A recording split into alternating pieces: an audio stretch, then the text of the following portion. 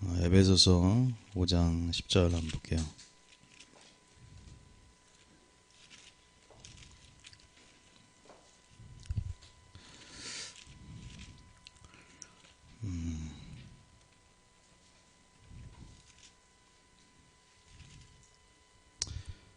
에베소서 5장 10절.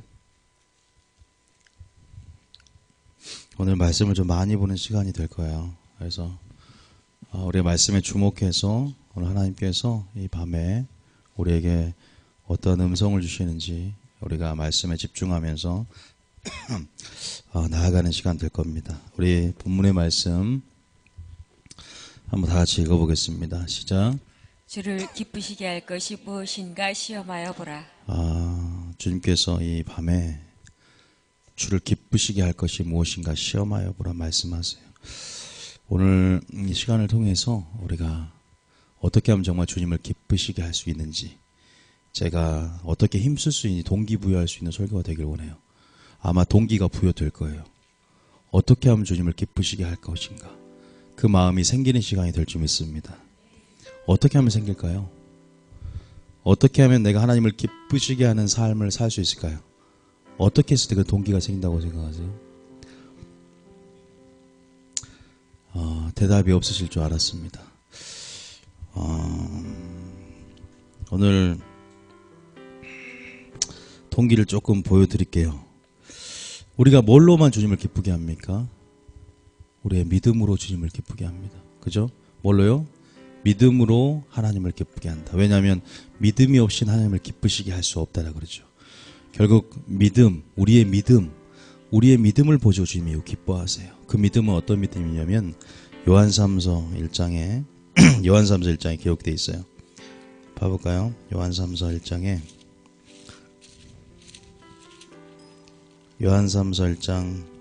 3절에 보면, 자, 한번 읽어볼게요. 시작.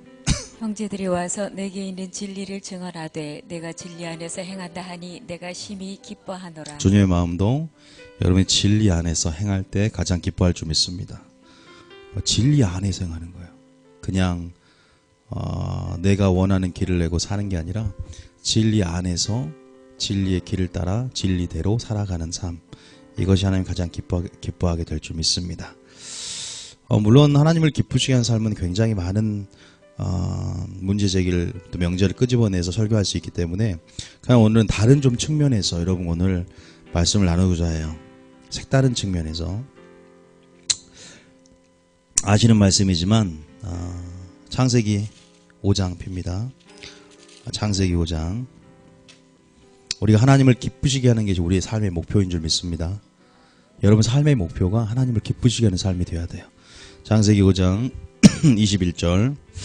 에녹이죠, 에녹. 자, 창세기 5장 21절 한번 봐볼게요. 시작.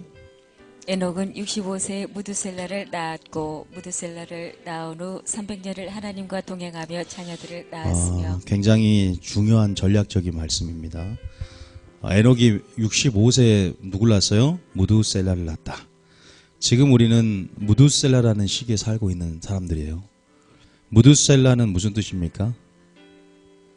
에? 창을 잡은 자. 또 두 번째는 죽은 후에 심판이 있다. 에녹이 하나님과 300년을 동행할 수 있었던 이유가 뭐예요? 무드셀라를 낳은 후에요. 다시 말해서 무드셀라를 낳은 후에 하나님과 동행하였다는 거예요. 무드셀라가 죽은 후가 몇 년이냐면, 메두셀라가 몇 년 살았죠? 969세를 살았죠. 무드셀라가 969세를 살 때, 무드셀라가 죽을 때 노아가 몇 살이었어요? 600세입니다. 그때 무슨 심판이 있었어요? 홍수, 물심판이 있었어요. 다시 말해서 세상에 불심판, 주님 오실 때 불심판의 예표인 물심판이 있음을 알고 어떻게 됐어요? 주님을 기쁘시게 하는 삶을 삽니다. 그러면 어떻게 하는 하나님을 기쁘시게 해요? 심판을 할 때. 기억하셔야 돼요. 한국 교회가 어떻게 교회가 회복되고 하나님을 기쁘시게 해요? 심판 설교를 할 때. 굉장히 중요한 전략을 말하는 거예요. 다시 한번 창세기 5장 22절. 창세기 5장 21절에 시작. 21절에 시작. 에녹은 에녹은 65세 무드슬라를 낳았고 또 22절에 무드슬라를 낳은 후 300년을 하나님과 동행하며 자녀들을 낳았으며 23절에 그는 365세를 살았더라. 자 24절에 에녹이 하나님과 동행하더니 하나님이 그를 데려가심으로 세상에 있지 아니하였다. 에녹은 65세 이전에 동행하지 않았기 때문에 아마 더 무드셀라를 낳고 300년 하나님과 동행했다고 강조했을 거예요. 물론 신약에서 에녹이 평가되어지는 장면이 나오죠. 히브리서에 보면 믿음장에. 이게 바로 믿음이에요. 자, 믿음으로 하나님을 기쁘시게 하죠. 에녹이 나온 장면 히브리서 몇 장입니까? 11장에 보면 5절 다 같이 한번 읽어보겠습니다. 5절에 시작. 믿음으로 에녹은 죽음을 보지 않고 옮겨졌으니 하나님이 그를 옮기심으로 다시 보이지 아니하였느니라. 자, 믿음으로 에녹은 뭘 보잖아요? 죽음을 보지 않고 옮겨졌다. 하나님이 그를 옮기심으로 다시 보이지 아니하셨다. 그러죠? 그가 옮겨지기 전에 하나님을 어떻게 하는 자다? 기쁘시게 하는 자가 증거를 얻었다 그래요. 다시 말해서 심판을 알았을 때 죽은 후에 심판이 있다는 사실을 깨닫고 에녹은 300년 하나님과 동행하면서 하나님을 기쁘시게 한 자라 증거를 얻었습니다. 에녹이 심판만 알았습니까? 심판을 알게 되면 심판에 관한 어떤 분명한 경건한 거룩한 두려움과 부담감이 생겨요. 근데 반면에 에녹은 하나님과 동행했다는 것은 하나님의 임재 가운데 그 친밀하심이 있었기 때문에 하나님이 그를 혼자 두지 않고 데려가고 싶은, 어떻게 보면 오늘 마지막 때 들림받는 기준이 되죠. 그죠? 자, 심판을 이해한 사람이 또 한 명 있어요. 누구예요? 솔로몬이죠. 전도서 12장 13절 보겠습니다. 자, 우리가 어떻게 하나님을 기쁘시게 할 수 있을까? 심판에 관한 모르면서 하나님 기쁘시게 할 수 없어요. 제가 오늘 결론을 말씀드리면 하나님의 심판대, 그리스도의 심판대를 이해하지 않고서 내가 주님을 기쁘시게 할 수 있다? 반쪽짜리입니다. 자, 13절은 솔로몬이 마지막 때 이제 인생의 결론 가운데 쓴 마지막, 아가서는 인생의 최고의 영성을 가질 때 썼고, 전도서는 이제 마지막 그 범죄하고 마지막 늙었을 때 범죄해서 거의 지옥 갈 상태까지 왔었잖아요, 솔로몬이. 그래서 하나님의 은혜 가운데 회개하고 다시 한번 전도서를 통해서 다시 한번 돌이키는 사역을 하죠. 그래서 인생의 결론, 모든 인생의 궁극적인 결론을 내린 장면입니다.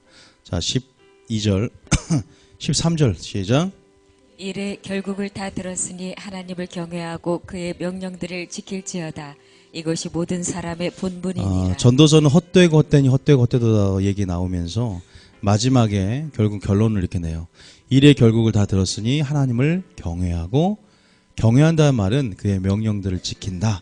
이것이 모든 사람의 본분이라고 말을 해요. 그러면서 그 다음 절 읽어볼게요. 시작. 14절에 시작.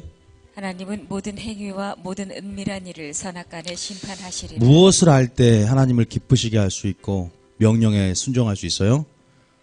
하나님 모든 행위와 은밀한 일을 선악간에 심판하시는 분이 말아야 돼요. 심판 설교를 들어야 돼요. 마지막 때. 하나님은 뭘로 심판하냐면 행위와 은밀한 모든 일들을 심판하십니다. 그래서 오늘 여러분 심판을 이해시키려고 그래요. 행위와 또 한 사람 더 볼게요. 또 누가 있어요? 사도 바울 있죠. 고린도후서 5장. 고린도후서 5장.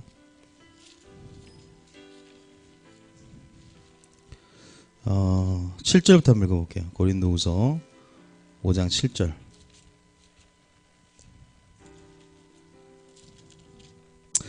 한번 읽어볼까요?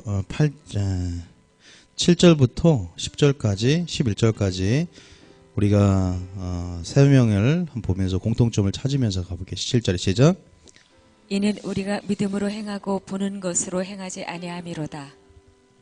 우리가 담대하여 원하는 바는 차라리 몸을 떠나 주와 함께 있는 그것이라. 그런즉 우리는 몸으로 있든지 떠나든지 주를 기쁘시게 하는 자가 되기를 힘쓰노라. 왜 하나님을 기쁘시게 하는 자가, 우리가 또 계속 기쁘게 하는 자라는 증거를 얻고, 또 솔로몬도 일의 결국을 들었으니 진리 안에서 행하고 하나님의 명령을 지키고, 이유가 뭐예요? 자, 10절에 시작. 이는 우리가 다 반드시 그리스도의 심판대 앞에 나타나게 되어 각각 선악간에 그 몸으로 행한 것을 따라 받으려 함이라. 다시 또 나오죠. 그러면 우리가 심판을 알아야 될까요? 몰라야 될까요? 심판을 알아야 돼요. 심판을 온전히 이해할 때, 하나님의 심판의 도를 온전히 이해할 때 우리 삶 가운데, 신앙 가운데 균형 감각이 잡힙니다. 균형 감각. 한국교회의 개혁을 외칠 수 있는 가장 키는 뭐냐면 반쪽짜리 신앙에서 벗어나는 겁니다. 하나님의 사랑과 용서에 너무 극단적으로 치우쳐 있어요. 하나님의 은혜에 대해서 굉장히 무지합니다. 은혜가 뭐예요? 이미사님, 은혜가 뭡니까? 집중하셔야지. 은혜가 뭐예요? 하나님 은혜. 또 갑자기 물으면 생각이 안 나죠. 은혜가 뭐예요, 사장님? 예. 굉장히 신중하게 대답했는데 완전 틀렸네요. 예. 은혜는 선물이에요, 맞아요. 근데 제가 말씀드린 것은 그러니까 맞아요. 은혜를 선물로 하는 것. 이게 은혜가 선물이에요. 하나님께 주신 선물이고 그 은혜로 말미암아 천국 가고 그 은혜가 우리 삶에 덮어져 있기 때문에 우리가 은혜 가운데 살아가는 건 맞습니다. 근데 또 회복돼야 할 은혜의 참 의미 가운데 은혜는 능력, 그러니까 죄를 이길 수 있는 능력이다. 우리가 보면은 죄를 이기지도 못하면서 분명히 사망의 길로 지옥에 갈 수밖에 없는 상황인데도 아직도 은혜 타령을 하고 있어요. 은혜가 있다고. 은혜가 있는데 지옥 가면 그게 은혜입니까? 은혜는요, 하나님이 우리에게 주신 성령의 능력이고 그 능력으로 죄를 승리하는 능력이 은혜라는 거죠. 그죠? 그래서 죄를 가리는 덮개가 아니다.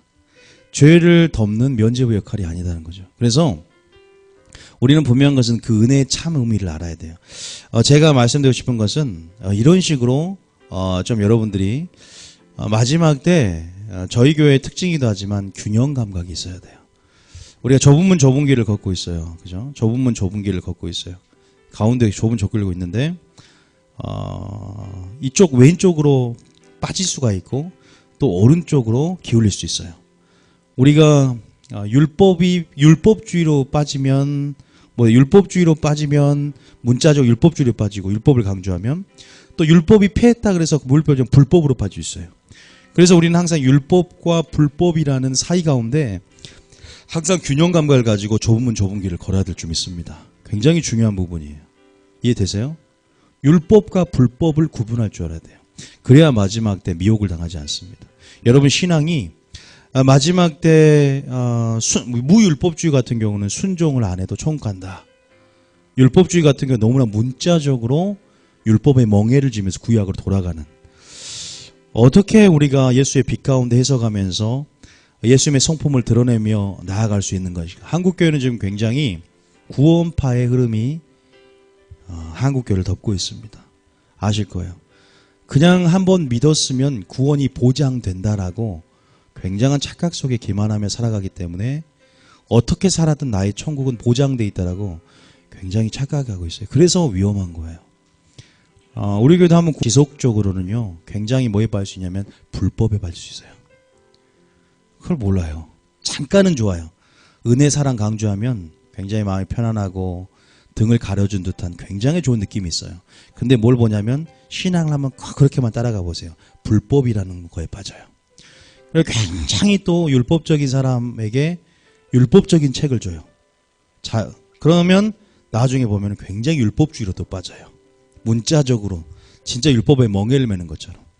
그래서 여러분 교회라는 것은 굉장히 예수님의 성품을 잘 드러내고 균형 감각을 갖추게끔 하는 것이 굉장히 오히려 반쪽짜리가 굉장히 위험합니다. 반쪽짜리. 우리가 보통 아버지가 있으면 또 뭐가 있습니까? 어머니가 있어요. 어머니의 사랑 보통 아버지의 위험 이렇게 말하잖아요. 예수님도 그 성품을 이렇게 말합니다. 로마서 11장 22절. 자, 제가 오늘 말씀드리고 싶은 것은 심판을 이해하는데 한국교회가 은혜에 대해서도 여러 가지 달콤한 말이죠. 인본주의적으로 사랑과 용서에 대한 극단, 그 반쪽짜리 가운데 우리가 벗어날 필요가 있다. 이유가 있어요. 이유를 설명해 드릴 거예요. 자, 예수님이 두 가지 성품이 있습니다. 한번 읽어보겠습니다. 시작. 그러므로 하나님의 인자하심과 준엄하심을 보라. 뭘 보라고? 인자하심만 보지 말고 뭘 보라고요? 준엄하심을 보는 거예요. 자, 자, 신명기 5장 24절 한번 보겠습니다. 주님이 인자하심, 용서와 사랑뿐 아니라 어떤 면을 가지고 있는지. 하나님의 사랑은 질투하는 하나님이고 불같은 사랑을 가지고 있어요. 시작.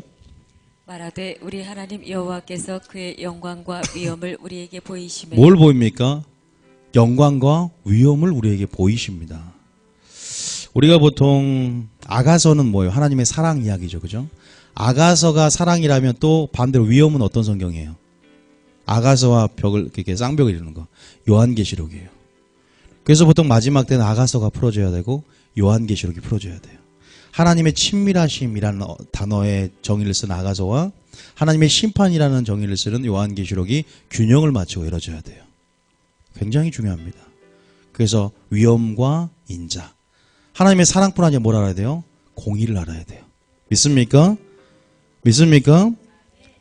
자, 예수님이 구원주로 이 땅에 죄인을 불러 회개케하러 오셨다면 마지막 때는 어떻게 오십니까?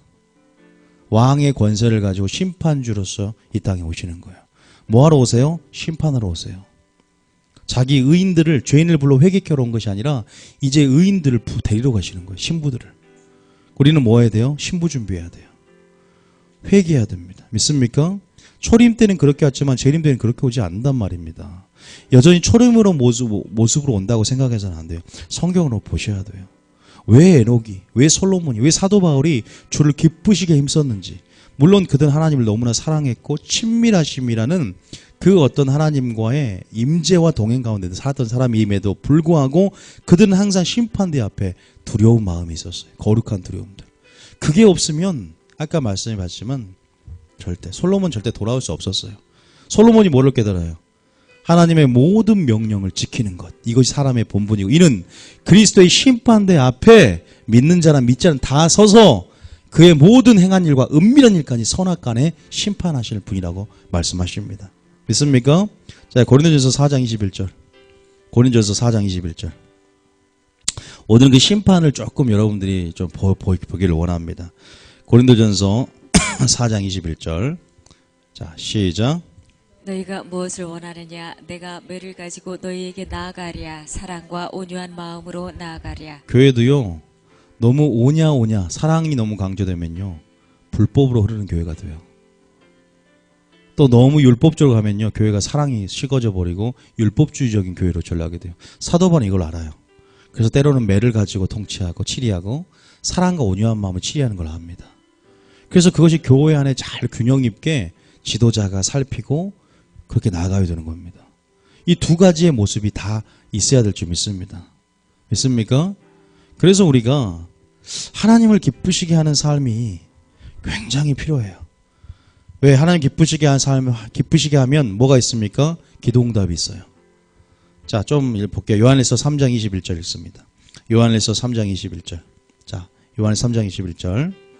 심판을 이해하고 자, 31절 시작. 사랑하는 자들아, 만일 우리 마음이 우리를 책망할 것이 없으면 하나님 앞에서 담대함을 얻고. 우리 마음이 어떻게 하면 책망할 것이 없을까요? 책망할 것이 없다면 담대함을 얻는다고 그러죠. 그러면 22절에 기도응답이 있다고 그래요. 시작. 무엇이든지 구하는 바를 그에게서 받나니 이는 우리가 그의 계명을 지키고 그 앞에서 기뻐하시는 것을 행하며. 우리가 그의 앞에서 기뻐하는 것을 행하면 우리 마음에 거리낌이 없고 담대함을 얻고 기도응답의 열쇠가 있는 거예요. 믿습니까? 그의 계명을 지키는 것, 그리고 그 앞에 기뻐 행하는 예수님이 그렇게 사셨듯이 나사로를 살리기 전에 먼저 이미 들으신 것을 감사하다라고 담대함과 확신으로 나아갈 수 있는 것은, 이미 기도응답에 받았다는 담대함은 뭐냐면 그런 하나님의 관계 속에서 날마다 주님을 알므로, 두려우심을 알므로, 그분을 알므로 우리가 그렇게 그 법도에 맞게 행하는 삶, 순종하는 삶인 줄 믿습니다. 그래서 여러분들이 마지막 때요, 이 성령의 흐름 안에서 하나님께서 자기를 계시하고 계세요. 요한계시록을 우리가 잠깐 봐도, 계시록 한번 봐보세요. 우리가 계시록을 굉장히 여러분들이 어떻게 알고 싶으십니까? 계시록에 대해서 굉장히 관심이 많고 시대가 종말론을 열고 있잖아요. 요한계시록은 자, 잠깐 보면 요한계시록 1장에 보면 19절 한번 봐보세요. 요한계시록 1장, 2장, 3장을 딱 빼놓고 보통 4장부터 봐요. 왜냐하면 4장, 5장도 아니에요. 6장부터 해석을 합니다. 왜? 마지막 때 될 일이 6장부터 나오거든요. 그래서 6장부터 관심이 있어요. 그런데 계시록 1장과 2장과 3장은 굉장히 관심이 적어요. 왜 마지막 되어질 일들만 중요하다고 생각을 해요? 계시록은 세 부분으로 나눠지죠. 계시록 1장 19절 읽어볼게요. 시작. 그러므로 내가 본 것과 이게 몇 장이냐면 1장이죠. 그 다음 2절에 지금 있는 일이 뭐예요? 2장과 3장입니다. 장차 될 일이 뭐예요? 5장부터 6장부터 끝까지예요. 세 부분으로 나눠집니다. 그런데 1장에서는 뭘 나타내요? 예수님이 어떤 분인가 나와요. 1장에. 자, 어떤 분인지 한번 보겠습니다. 다 읽지는 않겠습니다. 1장에 14절, 15절 한번 읽어볼게요. 14절, 15절. 자, 시작. 그의 머리와 털에 희기가 흰 양털 같고 눈 같으며 그의 눈은 불꽃 같고 그의 머리와 지금 우리는 신부로서 신랑이 다시 오실 텐데 항상 하는 말이지만 우리가 신랑의 계시를 잘 알아야 돼요. 왜? 우리는 신부의 정체성을 알 때만 신랑의 계시가 열어집니다. 그래서 우리는 신부의 정체성을 분명히 알고 있어야만이 신랑의 계시가 열어져요. 신랑이 누구인 줄 모르면서 막 계시록 4장부터 해석하려고 그래요. 6장부터. 장차 될 일만 관심, 그건 구원이 아니에요. 먼저 주님이 누구인지, 심판주로 오실, 우리를 데리러 오실 그 신랑이 누구인지에 대해서 계시록 1장부터 3장까지 핵심 키가 들어있어요. 믿습니까? 여러분, 그래서 1장에 14절에 보니까 그의 머리와 털의 희기가 흰 양털 같다. 그게 뭔 말이냐면 예수님은 아무런 죄와 허물이 없는 깨끗한 모습들을 드러내시고 그의 눈은 불꽃 같다. 뭐냐면 사람의 뜻과 마음을 감찰한다라는 뜻이에요. 그리고 15절에 그의 발은 풀무불에 단련한 빛나. 이게 제일 중요해요.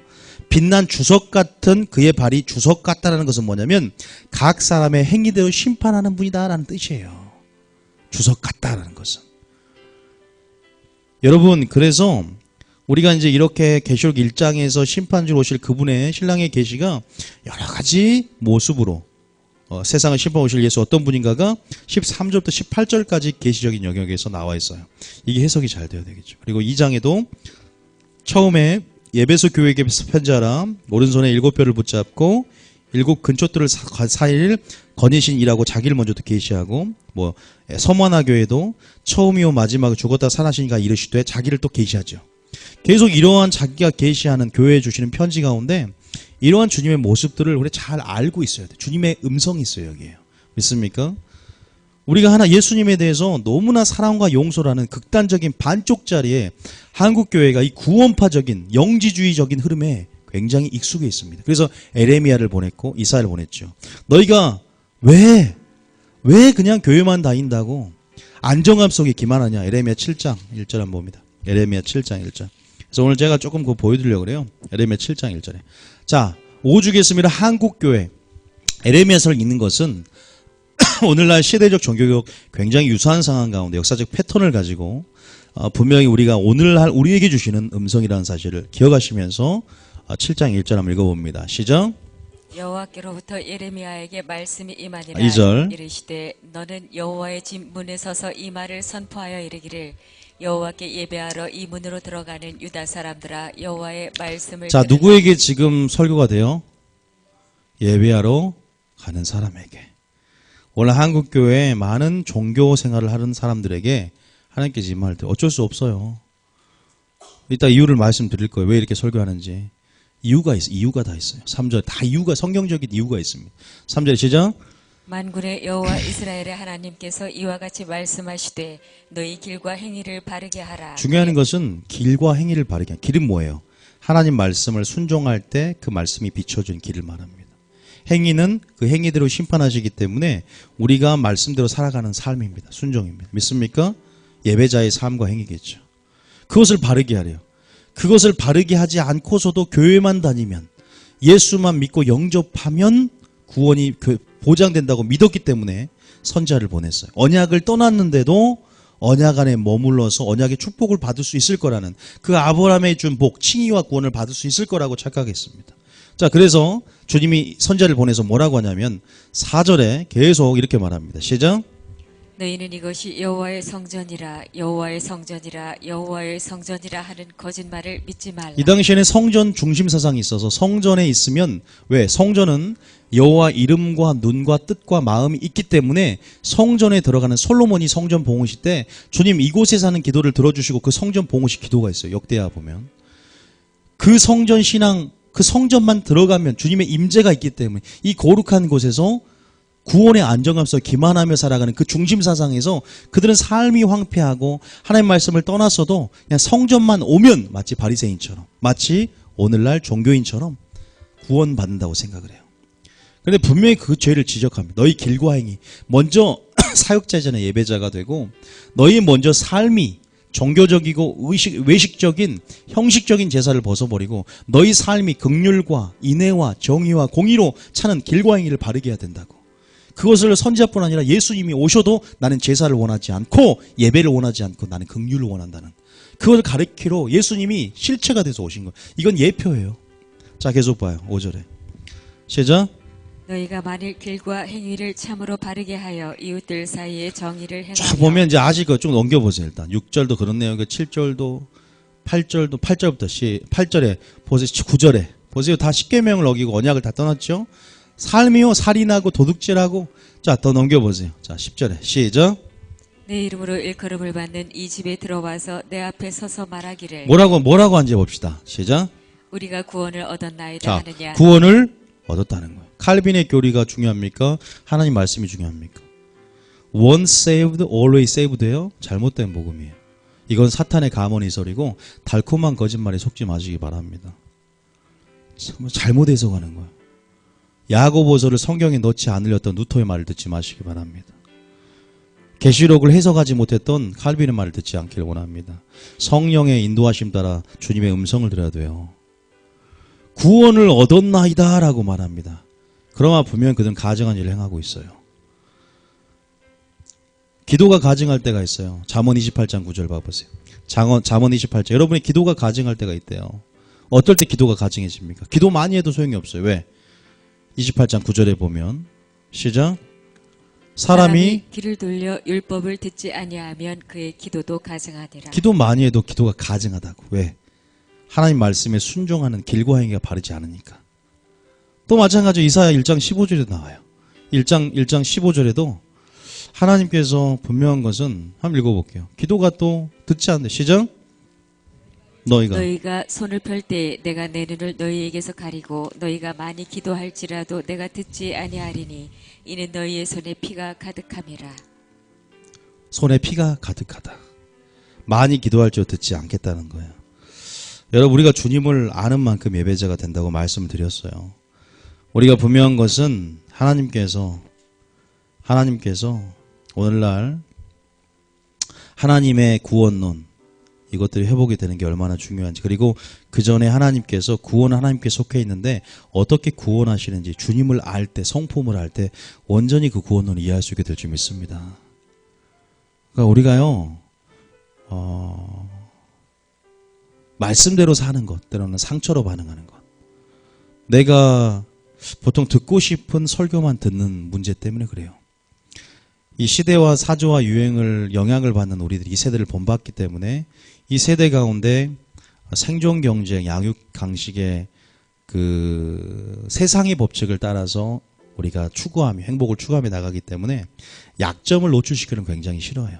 죄를 지적받는 것도 싫어하고 뭔가 내가 듣고 유익이 되는 것만 취하려고 굉장히 그러한 손자병법, 세상에서 이기는 전략에 굉장히 능합니다. 그러나 우리는 하나님의 법이라는 그 하나님 법도에 따라 살아가는 하나님 나라의 시민권자인 줄 믿으시기 바랍니다.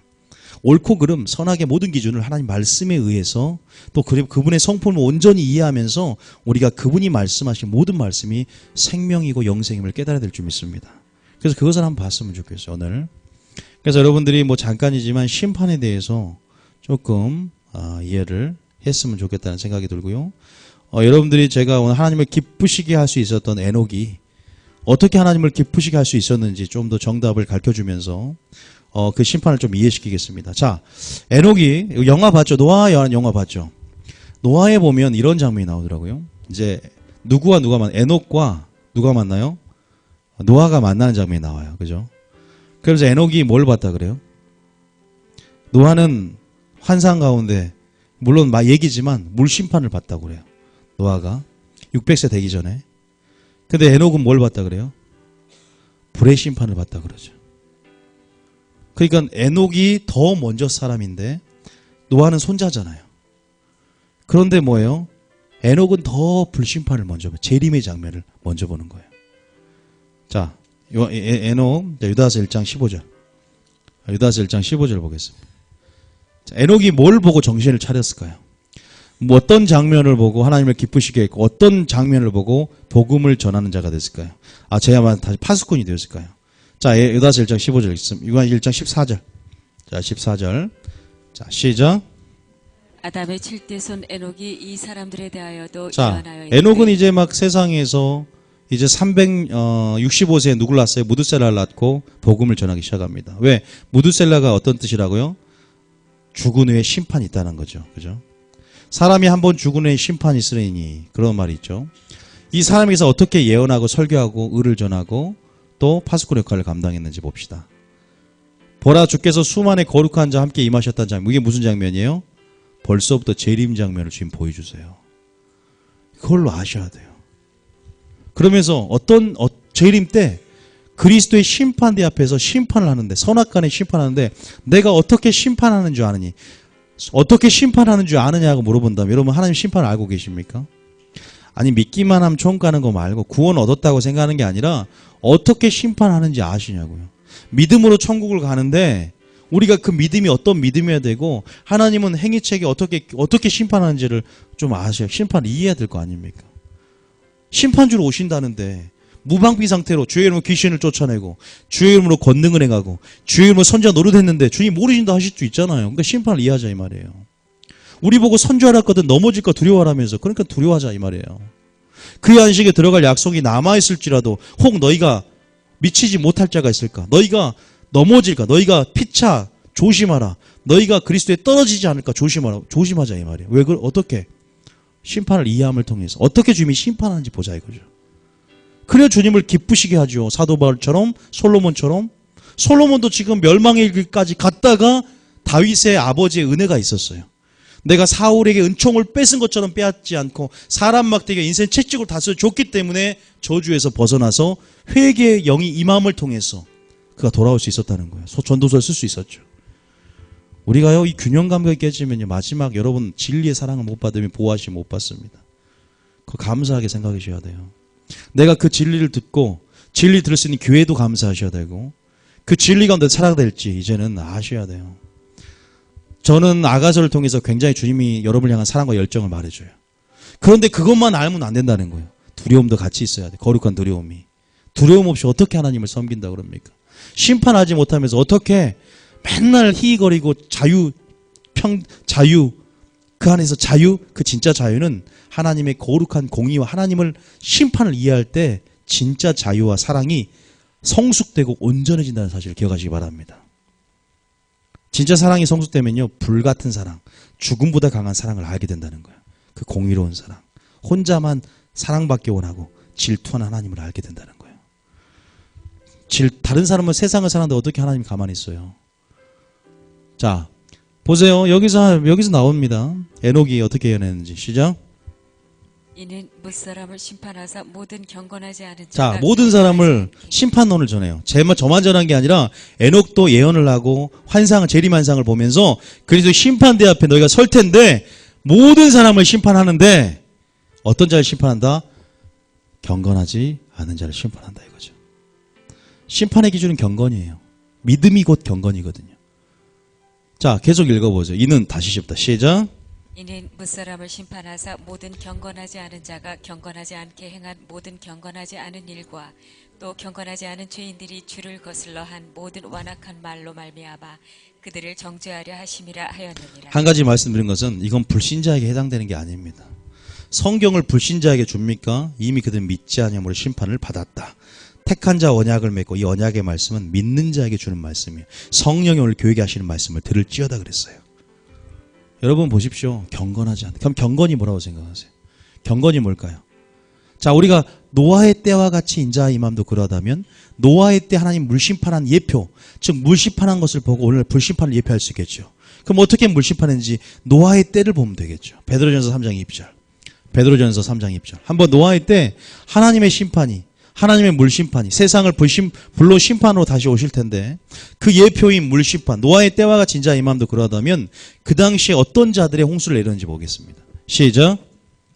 그들은 전에 노아의 날 방주를 준비할 동안 하나님이 오래 참고 기다리실 때에 복종하지 아니하던 자들이라. 어떤 자요? 복종하지, 하나님의 복음에 복종하지 않은 자, 하나님의 말씀에 복종하지 않은 자래요.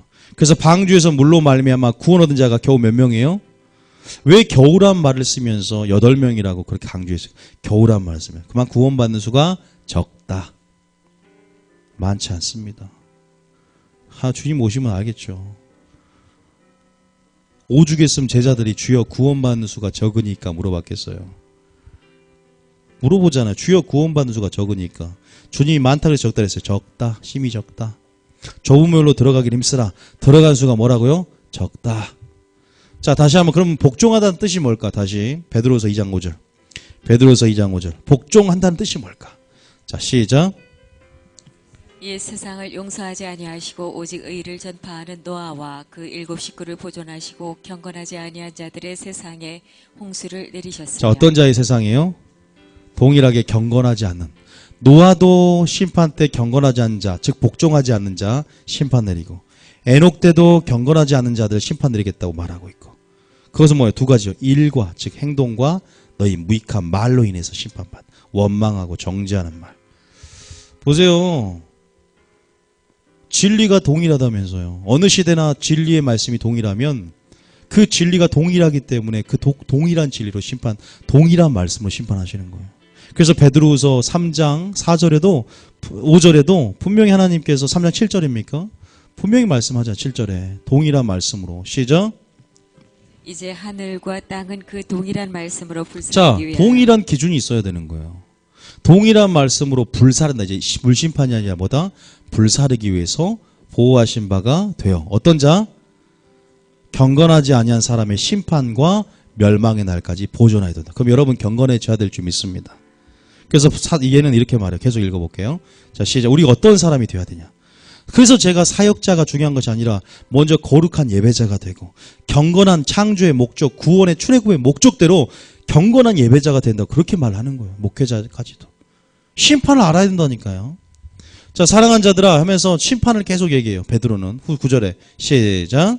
주의 약속은 어떤 이들이 더디다고 생각하는 것 같이 더딘 것이 아니라 오직 주께서는 너희를 대하여 오래 참으사 아무도 멸망하지 아니하고 다 회개하기에 이르기를 원하시느니라. 자, 주님이 굉장히 오래 참는다는 말이 무슨 말이냐면, 자, 노아의 물심판까지 그 전에 누가 살았어요? 무두셀레가 살았죠.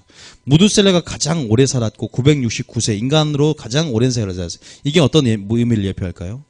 주님이 오래 참는다는 거예요. 물심판까지. 우리 지금 무두셀레라는 기간 동안 살고 있고 오래 참고 있고 다 뭐 하기를 원한다고요? 회개하기를 원하는 거예요. 회개에 어떻게 합당한 열매를 맺는 삶을 살기 원해요. 경건한 삶, 거룩한 삶, 복음에 복종하는 삶. 그날이 덕과 같이 임할 겁니다. 심판을 알아야 주를 기쁘시게 하죠. 심판 모르면 안 돼요. 자, 그 다음 절. 듣기 싫어도 들어야 됩니다. 우리가 말씀을 맞춰야죠. 말씀 우리에게 맞춰지면 돌이 우리를 깨트릴 거예요. 우리가 돌이 깨지는 게 빨라요. 주님이 그렇게 말했어요. 내가 너희를 향해 덮으면 너희는 산산조각 날 거다 이 말. 너희들이 와서 깨져라. 주님이 그렇게 말씀하고 있잖아요. 그러나 주의 날이 도둑같이 오리니 그날에는 하늘이 큰소리로 떠나가고 물질이 뜨거운 불에 풀어지고 땅과 그 중에 있는 모든 일이 드러나리로다. 그러죠. 11절에 시작. 이 모든 것이 이렇게 풀어지리니 너희가 어떠한 사람이 되어야 마땅하냐. 거룩한 행실과 경건함으로. 여러분 소망이 천국이에요. 이 땅이에요. 하나님 나라를 사모합니까? 그리고 무엇이 되고자 하는 것, 어떤 존재, 내가 거룩한 행실과 거룩한 경건한 삶이 중요합니다. 경건의 뜻은 뭐예요? 하나님 말씀에 순종하는 삶이 경건이에요. 거룩한 척하는 것이 아니라 말씀에 복종하는 삶, 복음에 복종하는 삶이 경건인 줄 믿습니다. 이러한 삶을 주님이 요구하고 계십니다. 여러분 우리가 예배자가 되어야 할 줄 믿습니다. 정말 제가 저번 주 금요일날 떠나라는 설교를 했잖아요. 어디를 떠나는 거예요? 제게 떠나라는 것은 계속 마음의 밧줄을 말씀으로 끊고 거룩한 부르심, 그 목표를 향해서 떠나라고, 계속 떠나라고. 먼저 예배자가 되어야 됩니다. 믿습니까? 많이 말씀을 아는 것보다 중요한 것은 말씀을 살아낼 때 그 길이 비치게 될 것이고 그 빛이 나를 인도하게 될 줄 믿습니다. 그래서 계속 이렇게 분명히 우리에게 하나님은 이해를 시키고 있습니다. 자, 전도서가 아까 이건 에녹 때문에 제가 말씀드린 에녹과 노아를 통해서 심판을 에녹이 살았던 이유에 대해서 말씀드렸고, 마찬가지예요. 전도서를 쓴 솔로몬도 하나를 깨달았죠. 여러분 항상 세 명을 기억해. 누굴 기억해요? 에녹과 솔로몬과 사도 바울 세 명을 기억하란 말이에요. 주를 기쁘게 했던 세 명이 대표적인 사람이잖아요. 자, 아니 11장 9절 죄송합니다. 11장 9절 전도서 11장 9절 자, 11장 9절 시작. 청년이여 내 어린 때를 즐거워하며 내 청년의 날들을 마음에 기뻐하여 마음에 원하는 길들과 내 눈이 보는 대로 행하라. 그러나 하나님이 이 모든 일로 말미암아 너를 심판하실 줄 알라. 얼마나 마지막 때 정신을 차렸으면 전도서는 심판론의 책입니다. 네 마음대로 행해도 좋아요. 우리 청년들, 청소년들, 자 보자. 자, 피곤해도 봐봐. 체리야 그만 자고 이제 봐봐. 자, 잘 들어야 돼. 우리 저기 누구냐? 너희들 저기 승준이하고 봤냐? 또 누구지 저기 균범이. 와, 뚜려지게 쳐다보고 말씀 끝까지 읽으면서 둘이가 정신을 바짝 차리네. 더 오히려 역전이 돼버렸네. 완전히 처음에 니들이 세 명이 정신 차리더니 뒤에는 승준이하고 균범이가 역전하겠어. 봐봐, 마음에 기뻐 원한 일로 마음대로 행하라 이거야. 근데 뭐야? 이 모든 일로 말미암아 너를 심판할 줄 알라. 우리가 분명한 것은 우리 심판이 두 개가 있다 그랬어요. 무슨 심판이 있습니까? 개인적인 종말과 우주적인 종말. 개인적인 종말이 뭐예요? 한 번 죽은 후에는 심판이 있다. 우리가 죽는 거죠. 우린 죽음을 준비해야 돼요. 그리고 또 두 번째 종말은 우주적인 종말. 뭐예요? 예수님이 재림하는 거죠. 둘 중에 뭐가 더 빠르다고 생각하세요? 빠른 것을 먼저 준비하시기 바랍니다. 내 나이가 50이면 40년이나 50년 내에 내가 죽을 거니까 50년 동안 준비하고 재림이 그 전에 올 것 같으면 그러나 50년 이후에는 어떻게든 아무것도 일어나지 않아요. 왜? 내가 죽는 것이 빠르냐 주님이 오실 날이 빠르냐 둘 중에 하나를 준비하라. 종말을 준비하라 이 말이에요. 그러면 예수님은 100년 이내 50년 이내에 오겠죠. 왜? 내가 어차피 50년 이내에 죽을 거니까. 재림을 준비하든 내 개인의 종말을 준비하든 항상 100년 이내에 온다고 해도 이 세대 안에 온다고 해도 절대 과한 말이 아니에요. 어차피 예수님이 120년이 오든 1000년이 오든 나는 100년도 못 살고 죽을 거니까 재림을 준비한 거나 종말을 준비한 거나 똑같은 종말을 준비하는 거예요. 그게. 그러잖아요. 죽음을 준비하는 삶을 사는 거예요. 재림을 준비하고. 어쨌든 죽으면 심판이 있어요. 그래서 고린도전서 9장 27절에는 고린도전서 9장 27절 이 모든 일로 말미암아 너를 심판한대. 어떻게 심판하는 줄 알아? 이것이 여러분을 속박하고 얽매는 것이 아니라 진리가 자유케 한다는 사실을 믿으셔야 돼요.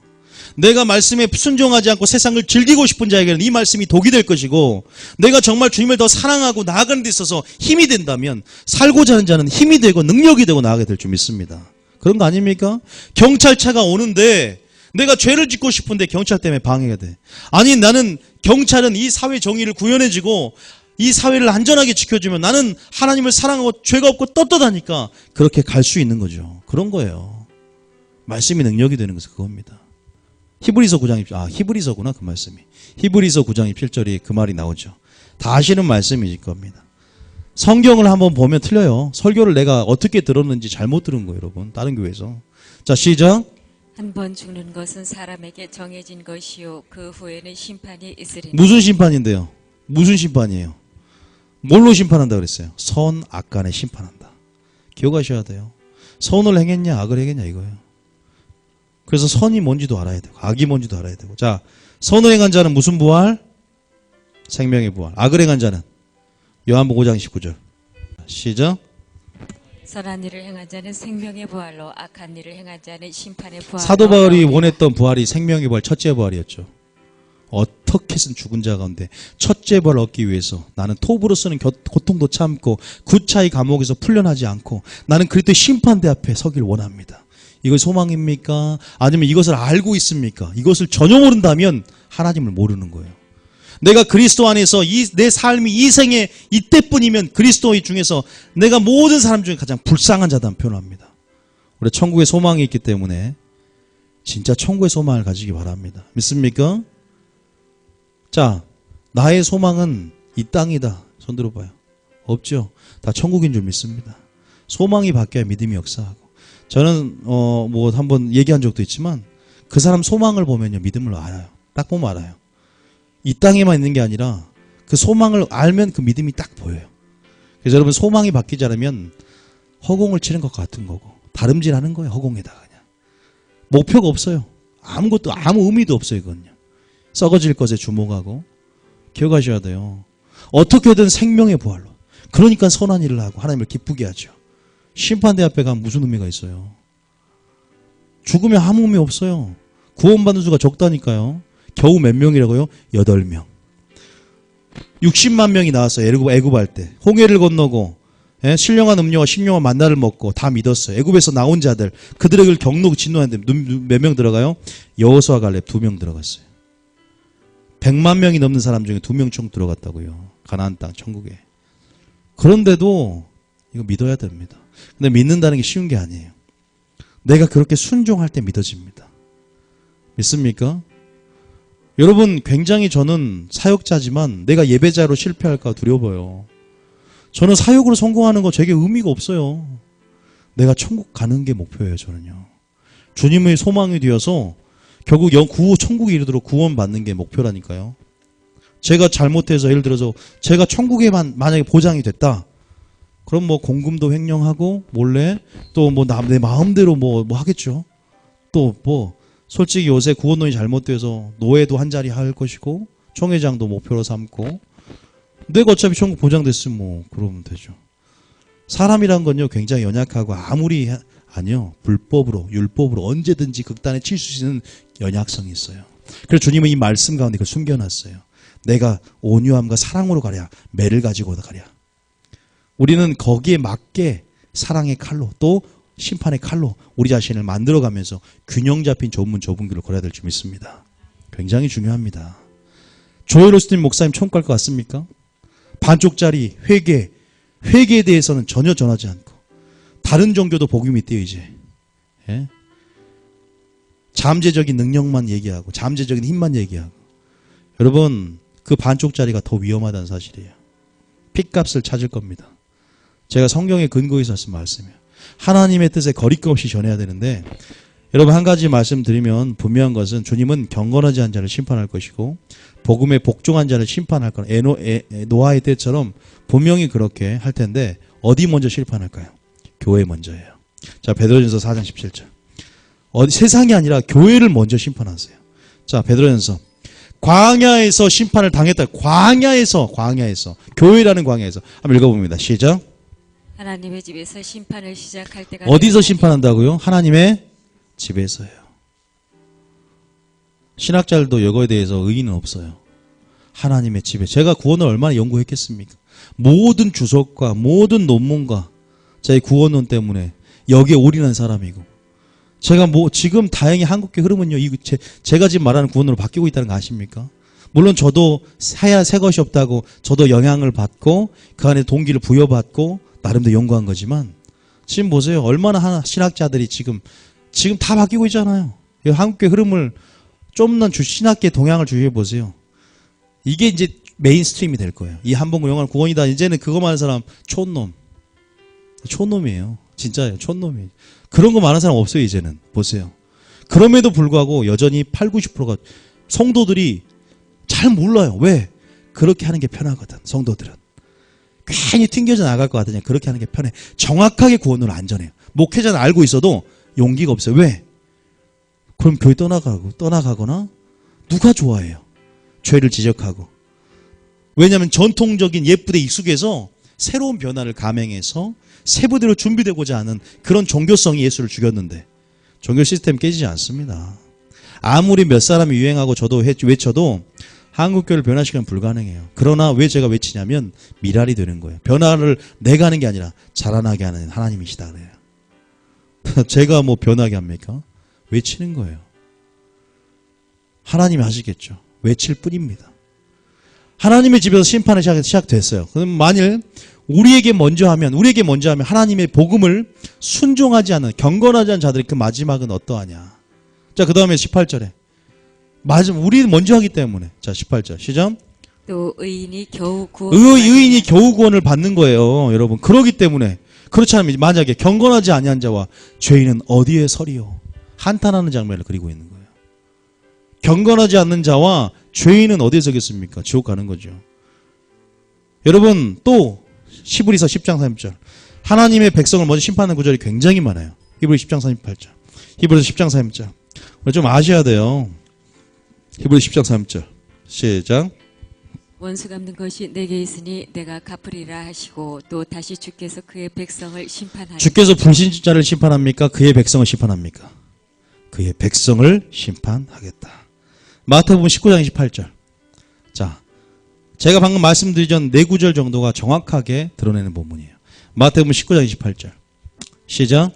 예수께서 이르시되 내가 진실로 너희에게 이르노니 세상이 새롭게 되어 인자가 자기 영광의 보좌에 앉을 때에 나를 따르는 너희도 12보좌에 앉아 이스라엘 12지파를 심판하리라. 누구 심판해요? 12지파를 심판해. 믿는 자를 심판한다니까요. 여러분들 정확한 성경의 증거들이요 나와 있습니다. 데살로니가 후서 2장 12절. 데살로니가 후서 사루 2장 12절. 자, 사루 2장 12절. 시작. 한번 읽어볼게요. 시작. 진리를 믿지 않고 불의를 좋아하는 모든 자들로 하여금 심판을 받게 하려 하심이라. 진리를 믿지 않고 불의를 좋아하는 모든 자들. 이게 교회 안에 있는 자들이에요. 문맥을 한번 봐보세요. 대사원에서 다 읽어보세요. 교회에게 지금 편지를 보내는 거란 말이에요. 세상은요 성령이 없기 때문에 주님을 알지도 못하고 세상 신과 세상 임금이 이미 미혹되어 그들의 밥이 되어서요 특별히 건들 필요도 없어요. 그러나 교회 안에 가만히 믿음의 도를 위해서 힘써 싸우라. 이는 가만히 들어온 사람 몇이 있으니 이제는 거짓 교리로 거짓 복음으로 그들을 꿰고 일그러진 말로 그들 믿음을 무너지고 파손하게 만들어요. 그래서 많은 사람들이 진리를 믿지 않고 그 잠자는 영이 임했다 그러죠. 교회 안에. 목회자도 마찬가지. 소경이 되어 소경을 인도하는 거예요. 종교 시스템, 그 구원원이 잘못된 종교 시스템이 누굴 죽였어요? 예수님을 죽였습니다. 잘 기억하십시오. 역사적인 패턴은 동일합니다. 노아의 때와 진자 이맘도 그러할 것이고 초림 때와 같이 더 어둠이 7배나 강해지는 마지막 때 그렇게 심판하게 될 것입니다. 자, 베드로전서 1장 17절. 어떻게 그러면 심판하냐? 교회를 먼저 심판하고 어떻게 심판하냐? 행한 대로 심판한다. 행한 대로. 아까 제가 말했죠? 자, 17절. 이거를 솔로몬이 알았고 이걸 에녹이 알았다는 거예요. 자, 그래야 하나님을 기쁘시게 한다니까요. 자, 17절에 시작. 외모로 보시지 않고 각 사람의 행위대로 심판하시는 일이 외모로 보지 않고 뭘로 심판한다? 각 사람의 행위대로 심판한다. 그럼 뭐라 그래요? 뭘로? 우리가 기쁨으로만 지내야 돼요. 나그네 있을 때 뭘로 지내라고요? 두려움이 있어야 돼요. 두려움. 여기만 있을까요? 두려움이 지내란 말이? 고린도서 5장 10절, 19절. 고린도서 5장 7절. 자, 5장 10절에 9절부터 다시 읽습니다. 사도 바울이 하나님 왜 기쁘시겠는지. 시작. 그래서 우리는 머무르 있든지 떠나든지 주를 기쁘시게 하는 자가 되기를 힘쓰노라. 왜요? 10절에 시작. 이는 우리가 다 반드시 그리스도의 심판대 앞에 나타나게 되어 각각 선악간에 그 몸으로 행한 것을 따라 받으려 함이라. 그죠? 그 다음에 우리는 주의 두려우심을 알므로. 뭘 알아요? 두려우심을 알아야 돼요. 준엄하심을 알아야 돼요. 자, 히브리서 4장 1절도 마찬가지. 히브리서 4장 1절. 뭘 알아야 되냐? 시작. 히브리서 4장 1절. 시작. 1절. 시작. 그러므로 우리는 두려워할지니 그의 안식에 들어갈 약속이 남아있을지라도 너희 중에는 혹 이르지 못할 자가 있을까 하며. 구원을 받을 약속은 줬지만 이르지 못할 자가 있을까? 뭐 하라고요? 두려워하래요. 왜? 이스라엘 백성이 홍해를 건넌 건 뭐예요? 세례를 받았다는 거잖아요. 이스라엘 백성이 성만찬, 신령한 음료, 신령한 반석, 예수 그리스도로부터 반석에서 물을 마셨어도 그들이 광야에서 멸망을 당하고 가나안 땅, 천국을 예표하는 가나안 땅에 들어가지 못한 것처럼 너희도 이와 같이 들어갈 약속을 줬고 죄에서 구원해 줬을지라도 천국에 들어가기까지 그 미래 시제가 이제 완벽한 그래서 심판대 앞에 칭의가 완성이 되는데 이르지 못할 자가 있으니까 뭐라고요? 두려워. 그래서 뭐야? 마음을 지켜라. 너의 부르심과 택하심을 굳게 하라. 선조할 것은 넘어질까 두려워하라.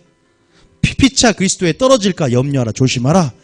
마음의 둔하여 생활이 염려로 마음 좋은 마음밭이 자갈밭, 가시떨기밭 바뀌지 않게 하라고.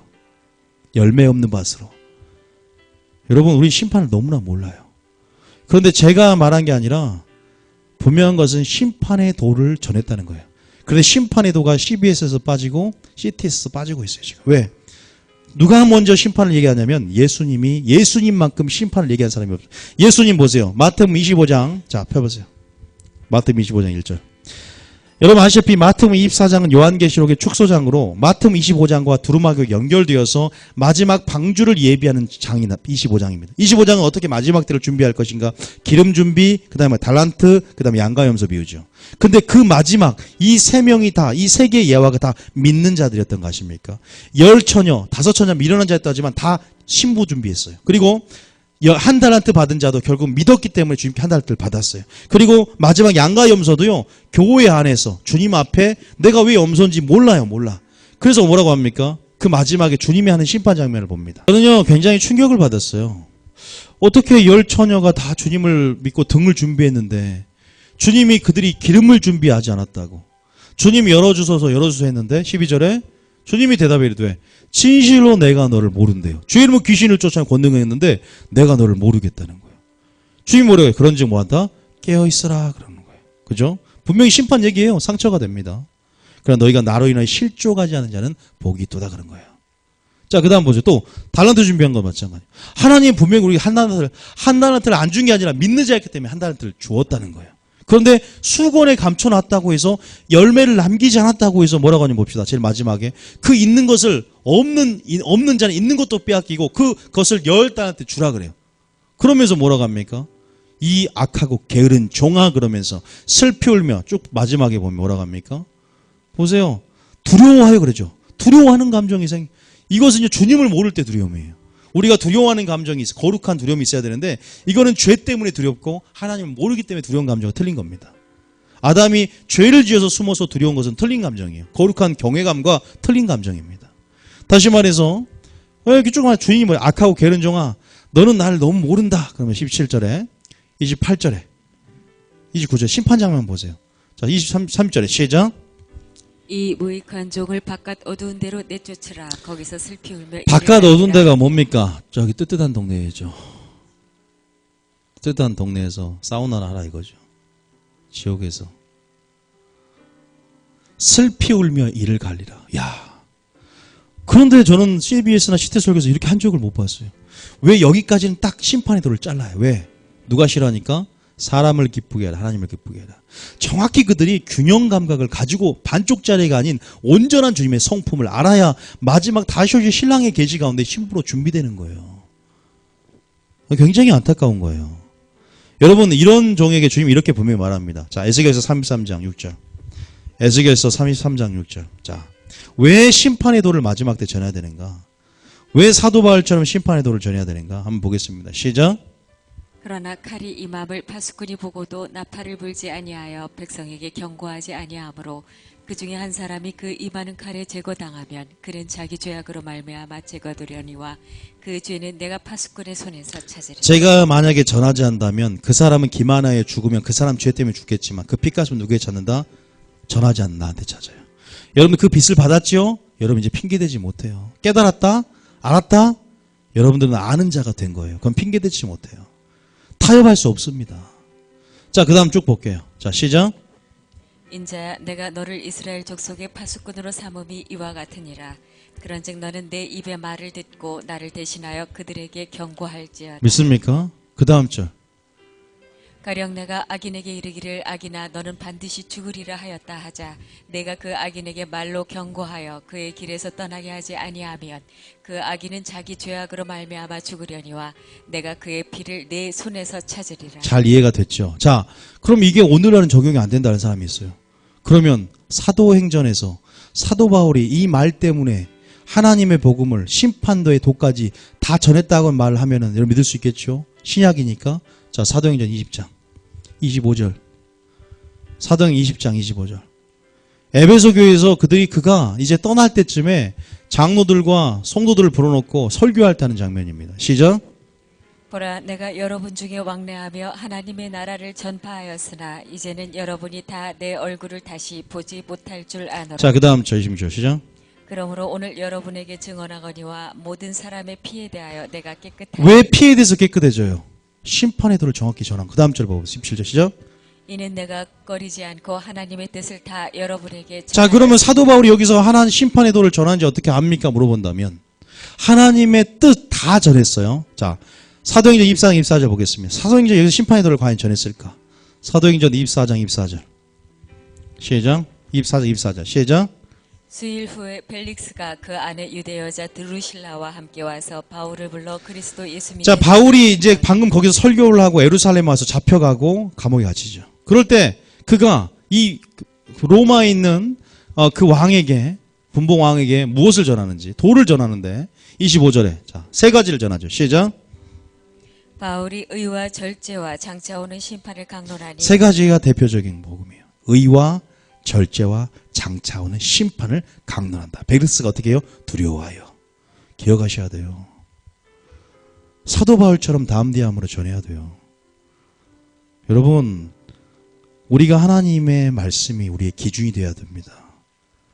믿습니까? 하나님의 말씀이 기준이 되어야 돼요. 지금은 모르죠. 그러나 죽은 후에 알게 됩니다. 저도 그것이 두려워서 하나님 뜻을 내게 보여달라고. 그래서 선하고 온전한 기뻐한 뜻이 무엇인지 이 세대를 본받으면 뜻을 못 찾으니까 주님을 본받을 때 주님 안에 그 뜻이 보이기 시작합니다. 그래서 주님은 계속 주님을 바라보길 원하세요. 믿습니까? 믿습니까? 계속 그 뜻을 바라보셔야 돼요. 말씀을 많이 듣는다고 해서 그 사람이요 오랜 시간 말씀 듣는다고 해서 그게 아니에요. 말씀을 살아내야 그것이 내 말씀이 되고 체질이 됩니다. 제가 설교하기 위해서 말씀을 준비하면요 다 잊어먹어요. 저도 그걸 압니다. 저도 말씀을 살아내고 체질이 돼야만이 제 안에 계신 성령께서 저는 말씀을 준다고 믿습니다. 분명한 것은 보세요. 사도 바울 역시도 어떻게 돼요? 의와 절제와 심판. 물론 여기서는 이제 사도 바울이 그리스도 예수 믿는 도를 전하면서 세 가지를 말하지만 원래 히브리서 6장 1절은 더 길게 6가지 주제가 나와요. 시작. 그러므로 우리가 그리스도의 도의 초보를 버리고 죽은 행실을 회개함과 첫 번째는 그리스도의 도의 초보 중에 첫 번째가 뭐 있어요? 죽은 행실을 회개함. 이거 설교해야 되는 거예요. 두 번째는 하나님께 대한 두 번째 설교해야 되고 세 번째 세례, 성령 세례 세 번째, 네 번째 안수, 다섯 번째 죽은 자의 부활, 여섯 번째 영원한 심판에 관한 교훈의 털을 다시 닦지 말고 완전한 대로 나아갈지라. 여러분 다 알고 계십니까? 여기에 대해서 다 알고 계세요? 이 도에 대해서 알고 있습니까? 근데 지금 이 도가 흔들리고 있습니다. 교회 안에 이 도가 흔들리고 있다고요. 그걸 사도 유다서는 어떻게 말하고 있어요? 유다서 1장 3절에 그 도가 흔들리고 있어요. 이 심판에 대한 설교가 흔들리고 있어요. 이 파수꾼의 역할들이 흔들리고 있어요. 왜요? 유다서 1장 3절에 시작. 사랑하는 자들아, 우리가 일반으로 받은 구원에 관하여 내가 너희에게 편지하려는 생각이 간절하던 차에 성도에게 단번에 주신 믿음의 도를 위하여 힘써 싸우고 믿음의 도가 지금 무너지게 생겼어요. 교회 안에 가만히 들어온 어둠의 역사, 마귀의 하수인 역할을 감당하는 거짓 일꾼, 거짓 선자, 거짓 교사들이 들어와서 일그러진 어그러진 말로 믿음의 도를 회방하고 그리스도 믿는 도, 정말 하나님의 말씀 단번에 주신 그 말씀, 그리스도의 도의 초보, 편지를 해야 할 권할 필요를 느끼는 지금 때라 이 말입니다. 왜요? 이유가 그 다음 절에 있잖아요. 지금 분명한 것은 우리가 경건한 자가 총괄한다 그랬어요. 하나님 뜻대로 복종하는 자가 되기 위해서 지금 이 마지막 때 설교하고 있는데 뭐라고 합니까? 4절에 그들의 정체가 드러납니다. 시작. 이는 가만히 들어온 사람 몇이 있음이라. 그들은 옛적부터 이 판결을 받기로 미리 기록된 자니 경건하지 아니하여 뭐하지 아니하여? 경건함에서 멀어지게 만들어요. 하나님 말씀이 아닌 다른 무엇으로 전하면 망령되고 헛된 신화를 버리라. 그들은 점점 경건하지 아니하며 나아가나니. 디모데가 다 그런 말들이에요. 경건하지 아니하여 우리 하나님의 은혜를 아까 은혜에 대한 설교도 해야 한다 그랬죠. 은혜가 뭐예요? 은혜가 경건하게 만드는 능력이에요. 근데 은혜에 대한 설교, 잘못된 교리, 잘못된 말씀으로 결국 뭐예요?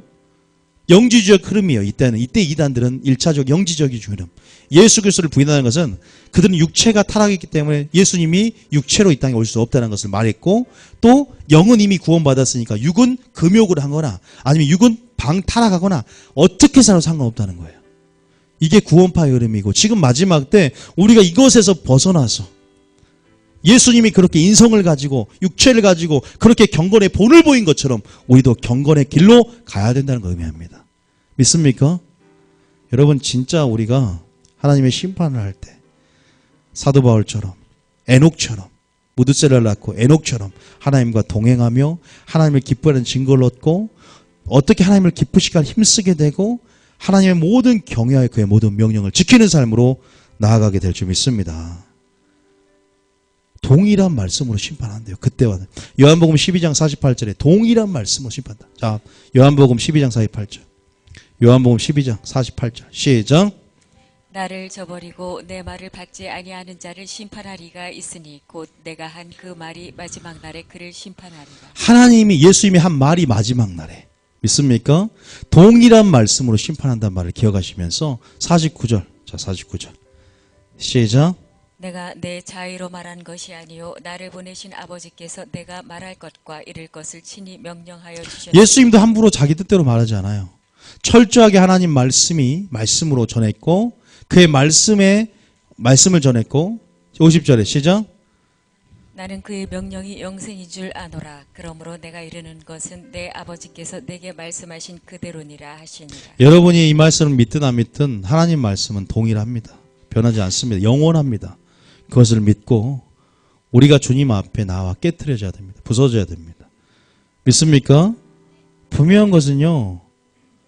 교회 안에서 먼저 아까 심판이 된 것처럼 마지막 날 마태복음 시프리빅이 나오잖아요.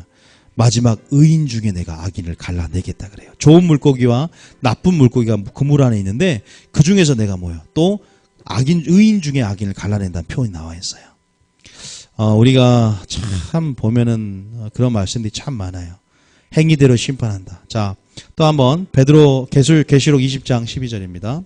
계시록 20장 이건 백보자 심판 때 앞에 나오죠. 자, 계시록 20장 12절 어떻게 말하는지 시작. 계시록 12장 20절 시작. 또 내가 보니 시작. 또 내가 보니 죽은 자들이 큰 자라 작은 자라 그 보좌 앞에 서 있는데 책들이 펴 있고. 자, 뭐가 펴 있습니까? 책들이 펴 있어요. 그리고 또 뭐가 펴 있습니까? 다른 책들이 펴 있어요. 책이 한 권이 아니라는 거예요. 생명책 말고 또 뭐가 있어요? 행위책이 있습니다. 그러면서 자기 행위를 따라 책들에 기록된 대로 뭘 받는다? 심판을 받는데요. 행위를 따라. 그 행위는 뭐예요? 세 가지죠. 우리의 말, 우리의 행동, 우리의 은밀한 숨어있는 어둠의 동기까지 드러난다 그랬어요. 네 혀가 직고하리라 그랬어요. 다 드러납니다. 파노라마처럼 여러분들에게 한 번에 알게 되는 다 하나님의 행위책에 기록하고 있다는 거예요. 기록. 자, 그 다음 절. 자, 그 다음 절. 답을 다 내주는 거예요. 죽은 자를 이제 이게 사망의 부활 아닙니까? 여러분 우리가 정말 하나님 말씀 가운데 아까 유다서도 그랬잖아요. 유다서 1장 5절에 1장 15절에 유다서 1장 15절. 자, 우리의 말과 선악간에 우리의 말과 은밀한 일, 말과 행위과 은밀한 일이라고 베드로가 그랬죠. 자, 다시 한번 시작. 15절 시작. 이는 무사람을 심판하사 모든 경건하지 않은 자가 경건하지 않게 행한 모든 경건하지 않은 일과 또 경건하지 않은 죄인들이 주를 거슬러 한 모든 완악한 말로 말미암아 그들을 정죄하는데 그 완악한 말이 어떤 거냐? 자, 시작. 이 사람들은 원망하는 자, 또 불만을 토하는 자, 또 그 정욕대로 행하는 자, 입으로 자랑한 말을 하고 이익을 위하여 아첨하고. 그러면서 17절에 답을 줘요. 시작. 사랑하는 자들아, 너희는 우리 주 예수 그리스도의 사도들이 미리 한 말이 뭡니까? 심판의 도예요. 도. 사도와 선지자는 뭐예요? 회개하라 천국이 가까웠느니라. 계속 심판과 회개를 외치지 않았습니까? 그들이 너희에게 말하기를 마지막 때는 경건하지 않는 정욕대로 행하며 전홍하는 자들이 있으리라 하였나니 이 사람은 분열을 일으킨 자요 육에 속한 자며 성령이 없는 자라. 사랑하는 자들아, 지극히 거룩한 믿음 위에 자신을 세우며 성령으로 기도하며 하나님의 사랑 안에서 자신을 지키라. 믿음을 지키라. 우리가 구원받았는데 뭘 지킵니까? 우리 이미 천국이 보장되는데 뭘 지켜요? 마귀는 미혹하고 꾀고 도적질하고 믿음의 돌을 무너뜨려서 자기의 종로로 죄의 종노릇하여서 자기가 가는 영원한 불못으로 데려가려고 합니다. 여러분 착각해서는 안 돼요. 우리에게 요구하고 명령하는 게 뭐예요? 지켜라. 굳게 해라. 조심해라. 떨어질까. 어떻게 할 수 있어요? 사람이 할 수 없을 때 하나님의 성령의 능력으로 은혜로 우리가 갈 수 있습니다. 믿습니까? 내가 경건하지 살지 못하면서 은혜에 대한 오해 때문에, 은혜는 능력이라니까. 죄를 이기게 만든 능력인데 죄를 짓고 있으면서도 하나님 은혜가 여전히 임하겠다 생각하면 안 된다는 거겠죠. 왜? 하나님은 나는 너한테 그러려고 십자가의 도가 구원오는 너에게 능력이라고 했는데 너는 여전히 그렇게 살면서 십자가의 도가 여전히 나를 구원한다고 생각하는구나. 구원을 받는, 내가 그렇게 순종하는 자에게, 그 순종하는 자에게 십자가 구원은 능력으로 나타난다는 것은, 복음의 능력이 실체된다는 것은 죄를 이기고 승리하는 삶을 말하는 것입니다. 날마다 승리해야 될 줄 믿습니다. 그렇기 때문에 기도하시고 성령 충만함을 받으셔야 돼요. 지혜 없는 자가 찾지 말고 지혜 있는 자가 하며 우리가 주의 뜻을 이해하고 분별하며 날마다 기도하고 쉬지 말고 기도하고 시험에 들지 않게 기도하며 밀가부로 너를 요구하였으나 내가 너를 위해서 믿음이 떨어지지 않도록 기도하여 중보하며, 우리는요 이 지금 마지막 때는 굉장히 세월을 아끼고 쉬지 말고 기도하며 기름 준비하며, 달란트 비유처럼 내가 또한 말 그대로 물질을 땅에 쌓는 것이 아니라 하늘에 남겨야 되고, 내 달란트 또 내 은사적인 부분, 하나님 말씀을 가진 한 달 때 다 가졌으면 남기는 게 열매를 맺는 삶을 말해요. 우리는 이 전략들을 아셔야 돼요. 그래서 여러분 이것이요, 내가 지금 주님을 사랑하는 삶을 살고 있고 옳은 길로 가고 있다면 힘이 될 것이고, 내가 지금 가고 있는 데서 이 말이 좀 거슬린다 그러면 회개하기를 원하는 주의 마음을 들으셔야 돼요. 회개하면서 다시 한번 그 길을 바꾸기를 원하시고, 이것이 걸림돌이 되고, 그래서 주님은 우리에게 걸림돌이 되고 거치는 돌이 된다고 말씀하세요. 왜냐하면 주님을 모르기 때문에. 주님을 아는 만큼 예배자가 될 줄 믿습니다. 믿습니까? 이 설교가 이제 유튜브에 올라가고 유튜브에 올림을 통해서 또 많은 사람들이 시청을 해요. 지금 10,000명 이상. 하나님께서 분명히 이런 부분에서 지금 여러분 여러 깨어있는 정말로 그런 마음들, 깨어있는 어떤 그런 여러분 파수꾼의 역할들로 여러분 하나님 감당하기를 원하시고, 여전히 우리가 아까 한 달란트가 받은 사람처럼 빚을 받은 만큼, 주님께 받은 만큼 우리가 더 순종하며 열매를 맺고 나아가야 될 줄 믿습니다. 마지막으로 말씀드리고 싶은 것은, 우리가 빚을 받은 만큼 또한 심판도 크다는 사실. 주의 종의 심판과 성도의 심판이 같아요, 틀려요? 틀립니다. 왜냐하면 빚을 받았기 때문이죠. 그것만 하고 마치겠습니다. 야고보 3장 1절입니다. 야고보 3장 1절. 자, 야고보 3장 1절. 시작. 네, 형제들아, 너희는 선생된 우리가 더 큰 심판을 받을 줄 알고 선생이 많이 되지 말라. 뭐라 그래요? 직분을 맡는 것, 또 이 자리에 있는 것 굉장히 위험해요. 어떻게 보면 더 큰 심판, 더 큰 상급이 올 수도 있지만 더 큰 심판이 올 수 있어요. 여러분, 제가 이 자리에 서서 말하는 게 지금 보기에 아무것도 아닌 것 같지만 굉장한 책임감이 있어요. 잘못 전하면 저는 끝장나는 거예요. 여러분들 이게 굉장히 이 말씀을 가감하는 죄, 말씀을 더하는 죄는 모든 세상에 뭘 더한다? 재앙을 더할 것이요. 네가 말씀을 빼면 생명책 이름이 네 지워지고 들어가는 것 가운데 지워져 버렸다 그러잖아요. 이만큼 그것이 자모리도 나오고 계시록에도 나와요. 또 나와요. 신명기도 그 말이 나옵니다. 가감하지 말라. 굉장히 두려움으로 전한 부분이 있어요. 제 생각, 그러니까요, 지금 마지막 때 농담 따먹게 설교하고 하는 사람들은요, 굉장히 알고 해야죠. 사도 바울은 절대 그렇게 설교하지 않았잖아요. 저도 제가 잘 설교한다기보다 되도록이면 텍스트가 설교하게 하고 말씀을 읽어주면 말씀 안에 설교가 되길 원하며 계속 긍휼함을 구합니다. 하나님, 긍휼이 심판을 이긴다면 내게 긍휼을 베풀어 달라고. 예수님처럼 나의 뜻이 아니라 내게 이를 것과 말할 걸 친히 명령하여 주심을 통하여 하나님 말씀만을 전했던 것처럼, 그렇게 내 입에 내 말을 두고 그들을 깨우치라 한 것처럼 하나님 말씀이 역사되고 말씀만을 전할 수 있는 온전한 깨끗한 글이 되게 해달라고, 먼저 예배자가 되고 진리를 옳게 분별하여 부끄러움이 없는 일꾼으로 먼저 하나님 앞에 내 자신을 드리기 힘쓰기 원한다고. 여러분, 그래서요 마지막 때 소경이 소교인단 굴덩이에 빠지게 되고 마지막 파수꾼을 세우는 마지막에 칼이 임했기 때문에 지금 파수꾼을 세우고 있고, 주님 심판이 임했기 때문에 친밀한 자에게, 노아에게 의회도를 전파하고 에녹에게 의회도를 전파한 것처럼 지금 마지막 심판의 기별을 날리며 심판의 도를 전하는 주의 종을 세우며, 하나님이 누구인가, 예수가 누구인가, 신랑이 심판주로 올 때 어떠한 성품으로 오는지 그 신부들이 그 계시적인 영역을 받고 심판을 준비하길 원하십니다. 믿습니까? 굉장히 중요한 말입니다. 두려움으로 지내라. 두려움이 없다면 그것이 거룩한 두려움이고 경외감입니다. 그게 한국교회 해볼 것은 경외감이에요. 거룩한 두려움, 무서워하는 게 아니야. 너무 그게 없다는 것은요. 그러나 우리가 웃을 때는 웃고, 또 성도들의 교제 즐거움을 그것까지도 맨날 울고 두려워하고 그럴 필요는 없어요. 그러나 우리가 죄를 지을 때 죄를 바라보는 주님의 시각같이 그런 공의로, 또 하나님이 죄를 지으면 손이 범죄한 손을 잘라버리라는 것처럼 그 정도의 죄의 심각성을 알고 죄를 미워하고 날마다 하나님의 친밀하심과 임재로 들어가야 될 줄 믿습니다. 내가 많이 준 게 빚을 받았습니까? 5달란트를 받았습니까? 그럼 5달 이상을 남겨야지 2달란트, 3달 남기면 악하고 게으른 종이라 그러는 거예요. 내가 여러분들이 그래서 뭐라고 합니까? 누가복음 10장 14절에, 누가복음 10장 14절에 뭐라 그래요? 소돔과 고모라보다, 보세요, 14절에 심판대에 두로와 시돈이 너희보다 견디기 쉽대요. 뭔가 비교가 되는 거예요. 벳세다야, 고라시나, 가보나우마, 내가 너희에게 권능을 행한, 다른 거울보다 더 많은 권능을 행했고 더 많은 빛을 보이는데 아무도 회개하지 않는구나. 만약에 내가 이방인인 누구예요? 소돔과 고모라에, 두로와 시돈에게 내가 이 복음을 전했고 권능했다면 그들이 죄를 뒤집어쓰고 그 영광 아래 회개했을 텐데 아무도 회개하지 않아. 뭐라 그래요? 심판 때 너희보다 견디기 쉽겠다. 베드로후서 2장 22절도 뭐라고 합니까? 의의 도를 안 후에 거룩한 명령을 저버리는 것이 차라리 알지 못하는 게 더. 왜? 심판이 크니까. 차라리 알지 못한. 주님이 그래요. 어중간하게 믿을 거면 차라리 예수 모르는 게 낫다 그래요. 그 정도로. 근데 이런 말을 별로 듣기 싫어하는 거예요.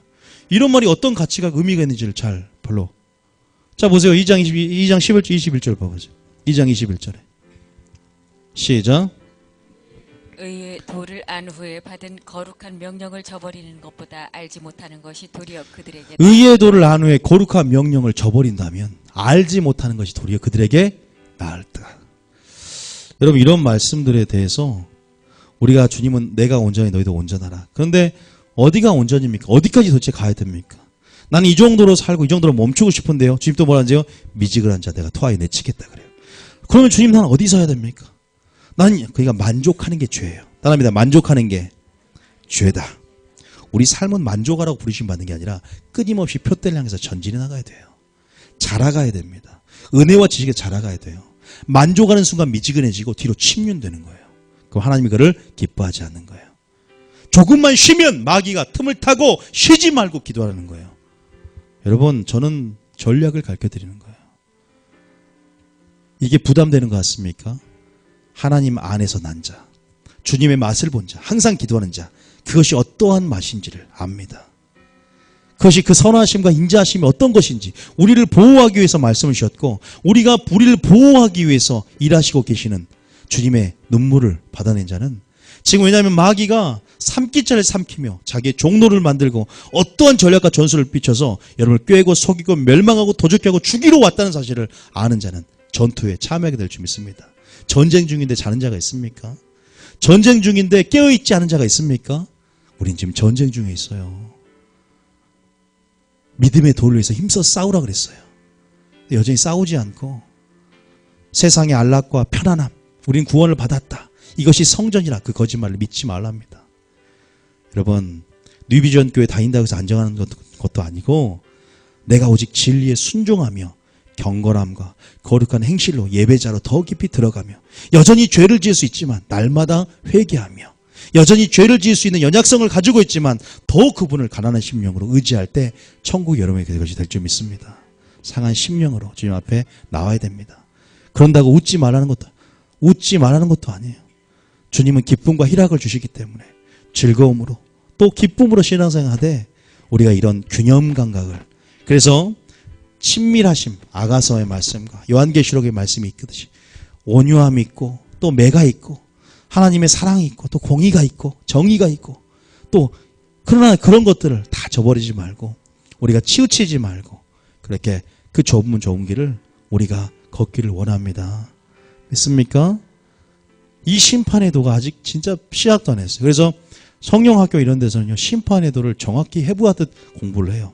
뭔가를 정확히 아는 만큼 자유함을 누린다는 사실을 기억하시고, 여러분, 많은 사람들이 이 설교를 듣고 이런 질문을 많이 해요. 그럼 누가 천국 가겠습니까? 이렇게 대답해 줘야 돼요. 왜냐하면 제가 저뿐만 아니라 예수님이 설교했을 때 제자들이 그렇게 물었어요. 주님, 그러면 누가 천국에 들어갈 수 있겠습니까? 주님 뭐라 그랬습니까? 사람으로 할 수 없을 때 하나님은 할 수 있느니라 그랬어요. 또 두 번째 또 물었어요. 그러면 정말 구원받는 수가 적으니까 좁은 문으로 들어가기를 힘쓰라. 많은 사람이 뭐라 그래요? 들어가고자 하나 들어가는 수가 적으니라. 우리의 질문들을 간파하고 이미 알고 계셨던 거예요. 성령의 충만을 받고 주님을 맛본 자, 그 안에 들어와서 맛을 본 자들은 알아요. 이게 얼마나 쉬운 건지. 어렵고 무거운 것이 아니라 내가 이런 말 능히 지킬 수 있다고 그랬어요. 예수님이 먼저 모범이 되시고 본인 되셔서 그 길을 가셨고 그 발자취를 따라오게 하셨다는 거예요. 고난으로 뭘 배웠어요? 순종함을 배워 온전함에 이르렀은즉 모든 순종하는 자의 구원을 이루려 하심이라 그랬잖아요. 예수님이 안 왔으면 모든 피조물이 하나님께 항변했어요. 마귀에게도 나는 예수를 보냈다 핑계대지 못하는 거예요. 여러분, 은혜는 능력입니다. 경건한 자 거룩한 행실로 우리 나아오기 힘써야 될 줄 믿습니다. 이거 잊어버리시면 안 돼요. 그래서 제가 제 초심은 사역자 되자마자 예배자 된다는 그 말이 무슨 말인지. 여러분들도 세워지고 또 나아갈 때 나도 모르는 사이에 교만해지고 저도 경계해요. 본질 잃어버려요. 다 하는 것 같죠? 본질요 잃어버립니다. 초심요 절대 난 안 잃을 것 같지? 잃어버려요. 저도 안 잃어버릴까요? 잃어버리지 않게 도와주시기 바랍니다. 중요해요. 그래서 우리가 그런 부분에서 늘 기도하며 주님 내가 긍휼을 심는 삶을 살고, 왜냐하면 긍휼히 여기는 자는 복이 있나니 긍휼히 여김을 받을 것이 긍휼히 심판을 이긴다면 하나님, 제가 인생 사울처럼 은총을 빼앗지 마시고 하나님, 내가 인생 채찍과 막대기로 다쓸지라도 하나님 긍휼을 베풀어 주셔서 마지막 구원의 날까지 내 마음을 지켜달라고. 여러분, 그러니까요, 그 은혜가 하나님 은혜가 참 중요한 줄 믿습니다.